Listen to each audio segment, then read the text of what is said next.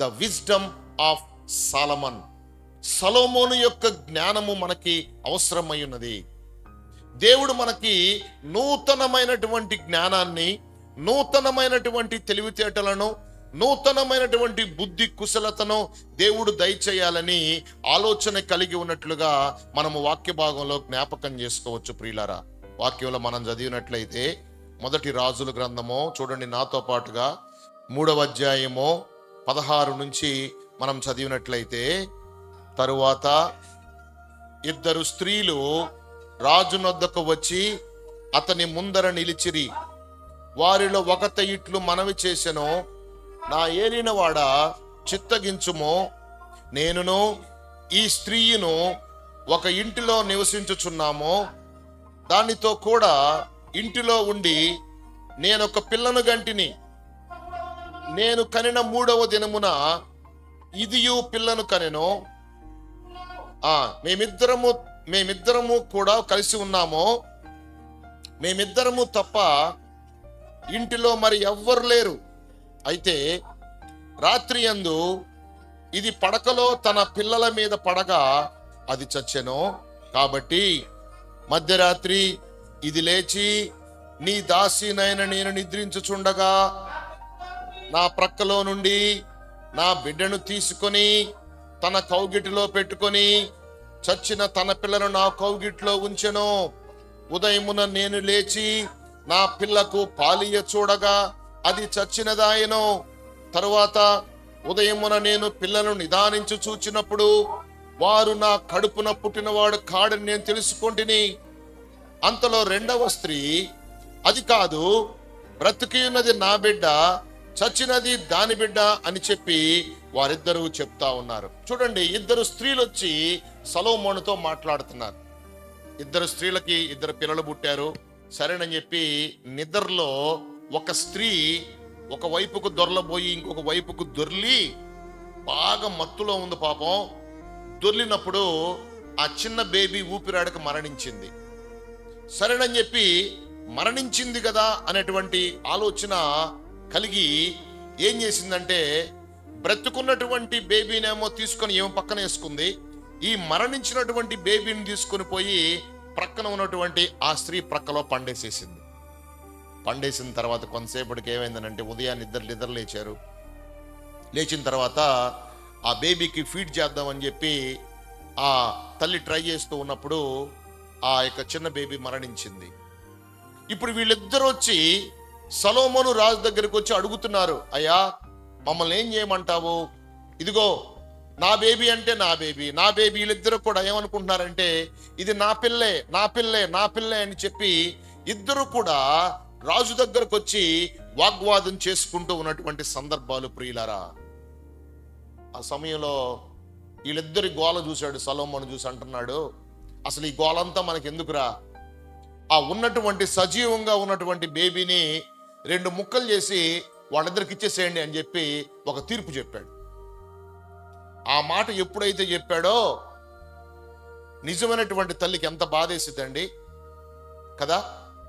తల్లికి పిల్లలకు జలుబు చేస్తేనో, జ్వరం వస్తేనో, చిన్న గాయం తగిలితేనో ఎంతో బాధపడిపోతుంది తల్లి అనేటువంటిది.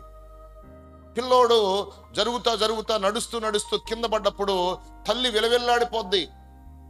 జాగ్రత్త అమ్మా, జాగ్రత్త, పైకి జాగ్రత్తగా లేవు అని చెప్పి ఎన్నో సూచనలు, సలహాలు, జాగ్రత్తలు మనము పిల్లలకు తెలియజేస్తూ ఉంటాం ప్రియులారా. ఎప్పుడైతే ఈ రాజు అయినటువంటి సొలొమోను 2 ముక్కలు చేసి ఇద్దరికి ఇండ్రా అని చెప్పి చెప్పాడో, నిజమైనటువంటి తల్లి హృదయము భలే బాధపడిపోయింది. నిజమైనటువంటి తల్లి ఏమంటుందంటే, అయ్యా నీకు దండం పెడతానయ్యా, నాకొద్దయ్యా ఈ పాప, వాళ్ళకే ఇచ్చేసేయండి అయ్యా, వాళ్ళనే పెంచుకోమనండి అయ్యా, ఎక్కడుంటే ఏమైందయ్యా, సంతోషంగా ఉంటది కదయ్యా అని చెప్పి వారికే ఇచ్చేయండి అని చెప్పి వేరుగా పక్కన ఉన్నటువంటి ఆ స్త్రీకి చెప్తా ఉందండి. కానీ అప్పుడు సొలొమోనుకు అర్థమైంది ఏంటంటే, ఈమె ఈ పాప యొక్క నిజమైనటువంటి తల్లి కాబట్టి ఆ అమ్మాయిని పట్టుకొని చెరసాల్లో వేయండి, ఈమెకేమో ఈ పిల్లని అప్పగించండి అని చెప్పి తెలియజేయటం జరిగింది ప్రియులారా. అంటే మనం గమనించినట్లయితే సొలొమోను చాలా జ్ఞానము కలిగినటువంటి రాజు. సమాధానకరమైనటువంటి రాజు. సమాధానాన్ని ఇవ్వాలని, ప్రజలకు మంచి చేయాలని, ప్రజలకు న్యాయము జరిగించాలని ఎంతగానో చక్కగా ప్రవర్తించినటువంటి రాజుగా సొలొమోను కనబడుతున్నట్లుగా మనం వాక్య భాగంలో జ్ఞాపకం చేసుకోవచ్చు ప్రియులారా. ఈ యొక్క జడ్జిమెంట్ చూసినప్పుడు వాళ్ళందరూ కూడా ఆశ్చర్యపోయారు. దేవుడు నూతనమైనటువంటి జ్ఞానముతో మనందరినీ కూడా పుష్కలంగా సమృద్ధి అయినటువంటి జ్ఞానముతో మనందరినీ కూడా నింపాలని దేవుని యొక్క ఉద్దేశమైనట్లుగా ఈ యొక్క ఉదయకాల సమయంలో నేను మీకు జ్ఞాపకం చేస్తా ఉన్నాను. ఇంకా మనం ముందుకు చదివినట్లయితే మొదటి రాజుల గ్రంథము 4వ అధ్యాయము 29 నుంచి 34 వరకు మనం చదివినట్లయితే దేవుడు జ్ఞానమును, బుద్ధిని, వర్ణింప శక్యము కాని వివేచన మనస్సును సొలొమోనుకు దయచేసిన గనుక సొలొమోనుకు కలిగిన జ్ఞానము తూర్పు దేశస్థుల జ్ఞానము కంటేనో, ఐగుప్తీయుల జ్ఞానము కంటేనో అధికమై ఉండెనో.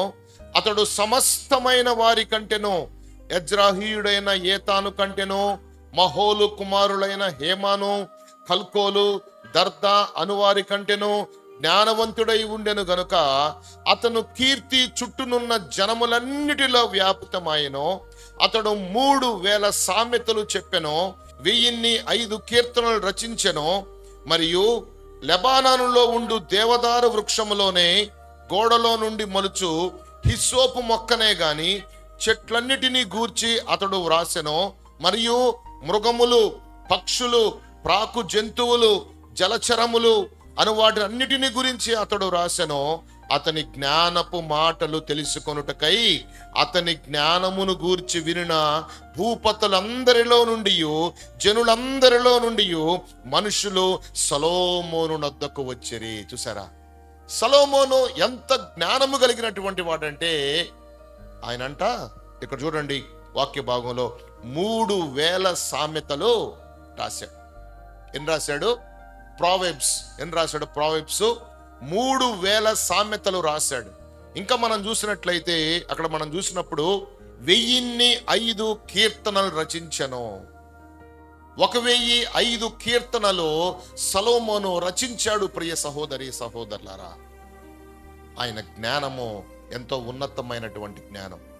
మనము సామెతల గ్రంథం చదువుతా ఉంటే ప్రాకు పురుగుల గురించి, పిల్లుల గురించి, పిచ్చుకల గురించి, పావురాళ్ల గురించి, రకరకాలైనటువంటి జంతు చరాల గురించి, సముద్రంలో తిరిగే చేపల గురించి, తాబేళ్ల గురించి, ఇలాగా ఆయన ఎన్నో రకాలైనటువంటి సామెతలు వ్రాసినట్లుగా మనము వాక్య భాగంలో జ్ఞాపకం చేసుకుంటున్నాం. అంతటి జ్ఞానము దేవుడు ప్రతి ఒక్కరికి దయచేయాలని దేవుని యొక్క ఉద్దేశమైనది. జ్ఞానము కొదువుగా ఉంటే ప్రభువుని అడగాలి. ప్రభువుని అడిగితే జ్ఞానం దయచేసేటటువంటి దేవుడుగా కనబడుతున్నాడు.